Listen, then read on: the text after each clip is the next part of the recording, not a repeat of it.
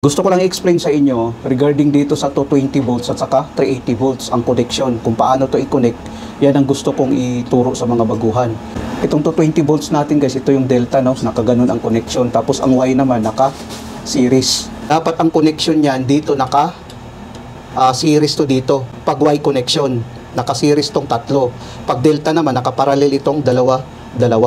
Base na rin dito sa nameplates, no? Nameplates niya 220 volts tapos 380 volts.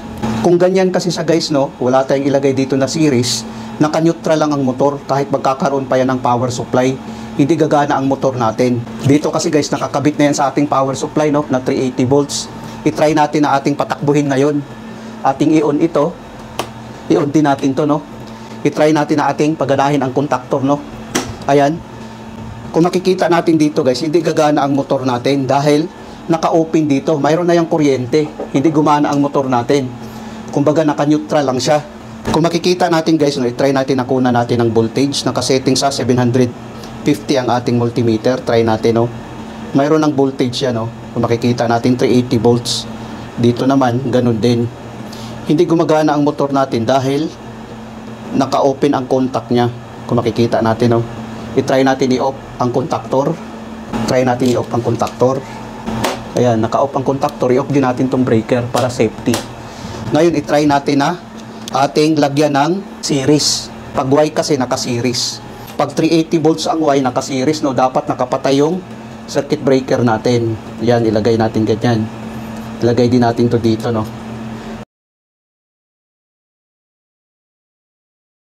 .380 volts ito pag ganito, no. 380 volts naka Y connection. On natin ang circuit breaker. On din natin tong sa control guys, no. Yan ay 380 volts guys. Ayan. Gumana ang ating motor ngayon sa 380 volts. 380 volts ang voltage niyan guys. Gumana yung motor natin, no, sa 380 volts. Una natin dito sa overload. Ayan, no, mayroon siyang 380 volts. Mayroon siyang 380 volts, no. Pag mag-trip naman, mamamatay din yung motor natin. Kung makikita natin, no, ganun siya. Ayan. Ito ay 380 volts ang connection nito guys. Try natin i-off. Ngayon, pag gawin naman natin to 20 volts para safety, no, tanggalin natin to guys. Gawin nating delta ang connection. Tapos ang delta guys, 220 ang kanyang voltage.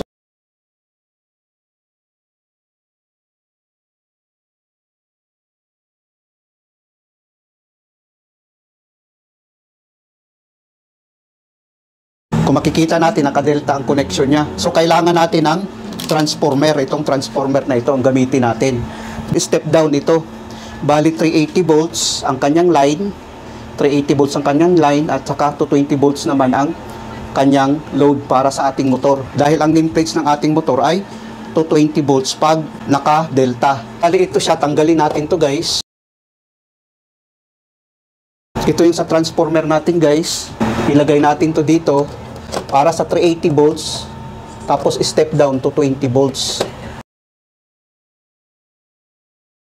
Ito yung cable natin sa 220 volts. Maglagay tayo, papunta naman dito.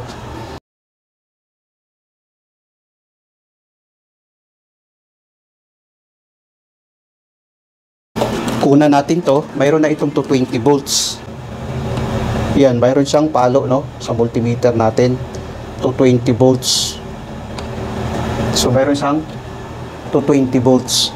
Hindi mo siya dapat i-direct sa 380 volts kasi masunog yung motor natin. Pag dual voltage yan, 220 volts na yan, gumamit tayo ng transformer. Try natin, no, naka-delta connection yan sa 220 volts. Try natin i-on. Ayan. Gumana siya guys sa 220 volts ang motor natin, no. Kung makikita natin, gumana yung motor natin. Tapos off natin. Yan siya guys ay 220 volts yan. Ito ay para sa mga baguhan. Ginamitan lang natin ng contactor. Try natin.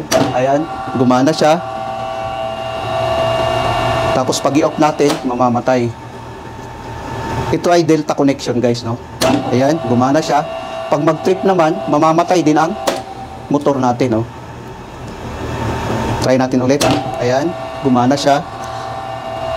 Pag i-off natin, mamamatay. Ito na yung diagram niya guys, how to connect dual voltage to 20 volts, 380 volts, 3-phase motor. Ito na siya guys. Sana guys nakapagbigay ito ng konting kaalaman sa mga baguhan. Maraming salamat sa inyo guys, hanggang sa muli.